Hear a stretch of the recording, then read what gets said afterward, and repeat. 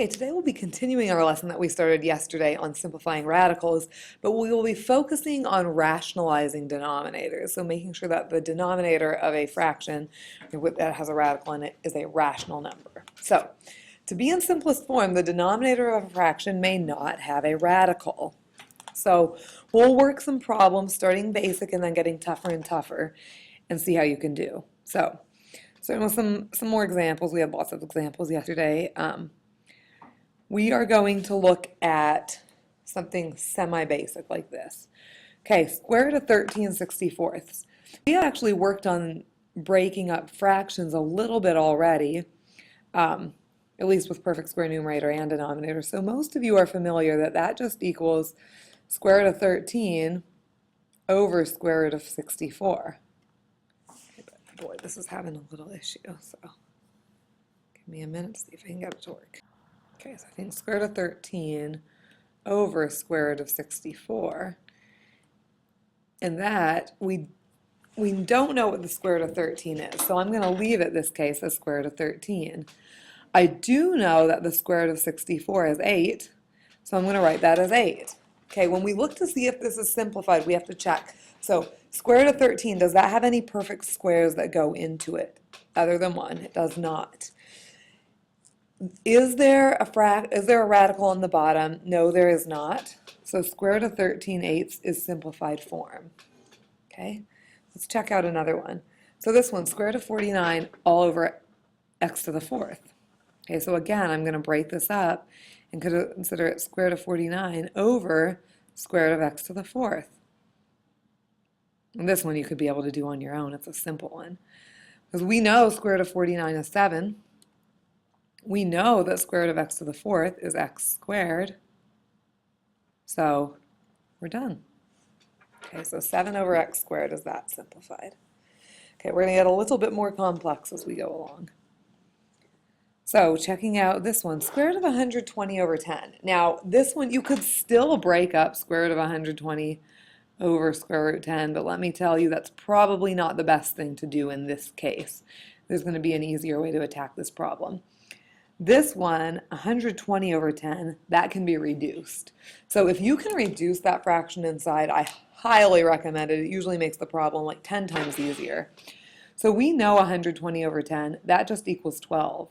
So this equals the same thing as square root of 12. Okay, now we have to use our skills from that we learned yesterday because 12 has a perfect square that goes into it. That's not 1. So 12 is 4 times 3.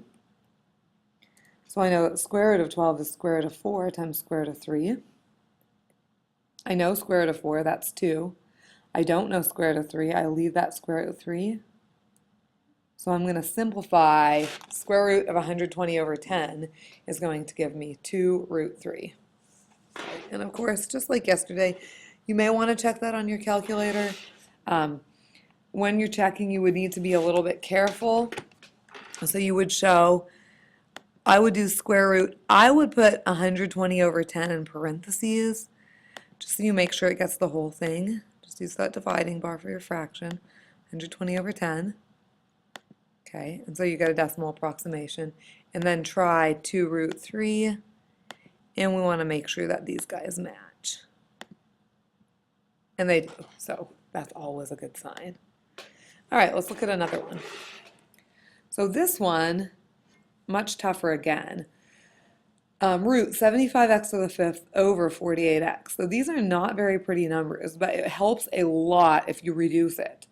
So I notice that 3 goes into both of these, and so does x. Okay, so I'm going to divide the top and the bottom by 3. And I'll leave this a square root, so I'm going to do 25, and then 48 divided by 3 is 16. And then here, if I reduce x to the 5th over x, hope you remember your properties of exponents, and you can just subtract 5 minus 1 and keep x to the 4th on top. Okay, this is looking a lot better now. So we're going to call this square root of 25x to the 4th over square root of 16 and do what we can. Okay, this is nice because again, the top and the bottom are perfect squares and this is going to be good. So square root of 25x to the 4th, that's just 5x squared. The square root of 16 is 4. And I can't reduce 5/4, so I am done. Okay. All right, now let's look at the next step that we have to learn to do. Sometimes we have something like this, 3 over root 7. It can't easily be reduced. We just have this radical there, and the problem is I'm not allowed to have a radical on the denominator. So what we need to do is try to come up with a plan so that we can rewrite this as something the same that does not have a radical on the denominator. So this is the technique that I use. I hope that you know that you are allowed to multiply anything by 1, always. Okay? And the reason why that's good is because if you multiply something by 1, it doesn't change. Okay? But we need to get sneaky here. So my husband calls this. He says you need to multiply by a SVU, a sneaky form of 1. So we're going to multiply by a SVU here, a sneaky form of 1. So it's not just going to be like 1 over 1. It's going to be like a sneaky form of 1, something that's actually going to help us out.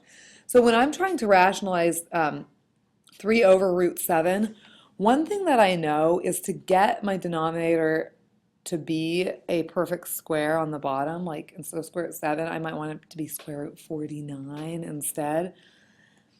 If I wanted that to happen, I could multiply by root 7 on the bottom. But if I did that on the bottom, of course I'd have to do it on the top too, or it doesn't equal 1.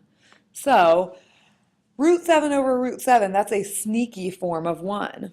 So here I would do 3 over root 7 times root 7 over root 7. So 3 times root 7 on the top is 3 root 7. Root 7 times root 7 on the bottom, okay, that's root 49. Okay, but I hope you know that just equals 7. So what's good about this fraction is that the denominator is no longer a radical, and the radical that we have, square root 7, does not have any perfect squares that go into it. And 3/7 right here, 3 over 7, it can't be reduced. So I'm done, 3 root 7 over 7. Okay. Let's look at one that's simpler before I do the really complex one that's coming up next. So let's just try something like this. I want to show you a couple options. So 5 over root 8. Okay, you try that on your own.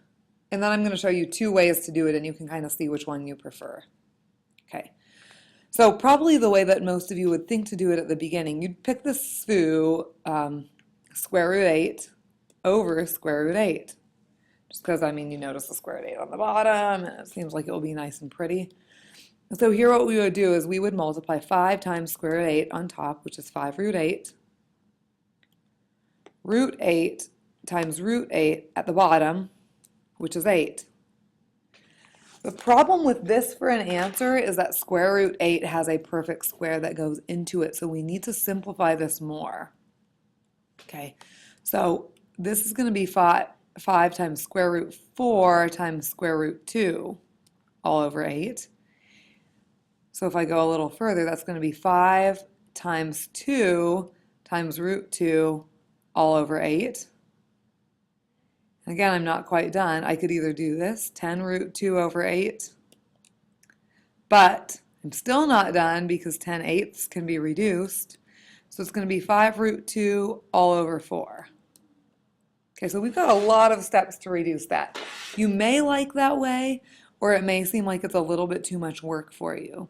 I don't know if you'll like this or not, but some people prefer this method. If instead of just doing root 8 over root 8 blindly, you said, well, I'm just kind of looking for the next perfect square that 8 can go into, and you notice 8 can go into 16 if you multiply by that by 2. So I might try multiplying it by root 2 over root 2 in one step. Okay? But you would have to notice that. So on the top it would be 5 times root 2, and on the bottom it would be root 8 times root 2, which is root 16. Then I just need to reduce that, and I get 5 root 2 over 4. So you notice I get the same answer. The second way is a little quicker if you think of it. So root 2 over root 2 is probably a better sneaky form of 1, a better SVU in that case. All right, let's look at one more with variables. It's pretty complex going back. All right, so simplify this one.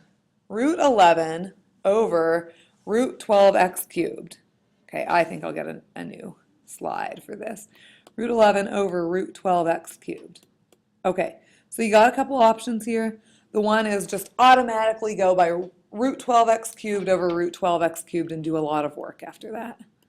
Okay, so root 12x cubed over root 12x cubed, that's a sneaky form of 1. It's totally allowed to be used. You're just going to have to do a lot of simplifying.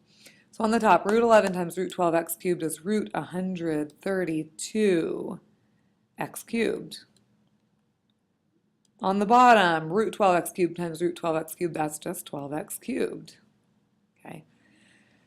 All right, not done because I need to reduce this. So at least on the numerator, I know that 4 goes into 132. So it's 4 times 33. And I know that x squared goes into x cubed, so times x squared times x. Okay, and I'm going to take the square root of all of this stuff. Okay, I know that the square root 4 is 2. And I know the square root of x squared is x. And I know that root 33 times root x is just root 33x.